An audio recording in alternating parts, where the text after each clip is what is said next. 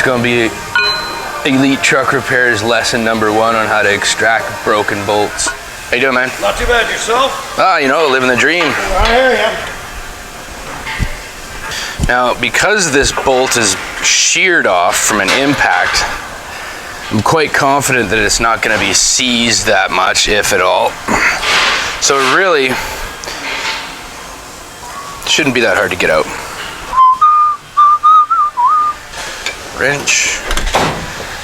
Alright, so the most effective way to get any broken bolt out, short of stainless bolts, there's really no easier way to get out stainless bolts if they're seized and without drilling them, because when you weld a nut to a stainless bolt, it basically just breaks off as soon as you put torque on it.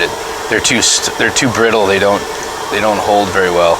But on basically any grade 5 or grade 8 bolt, weld a nut to the broken face, pull it out.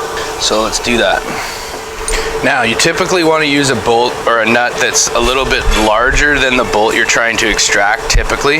On one that's this big, it's not that big of a deal. If I had a smaller nut, I'd use one, but I just found this one in my scrap pile, so we'll use this one.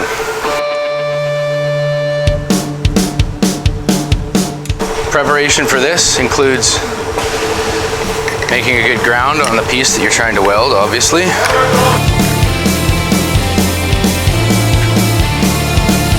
Okay, and then when you're setting up the welder, you need to have a hot arc with less wire speed than you would normally use.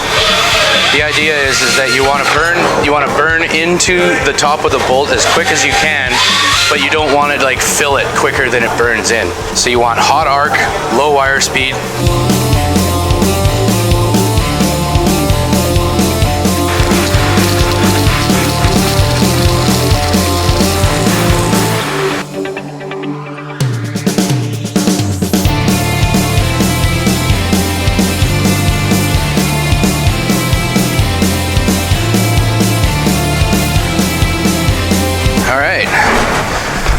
Mission accomplished with that. Now we can bolt these in.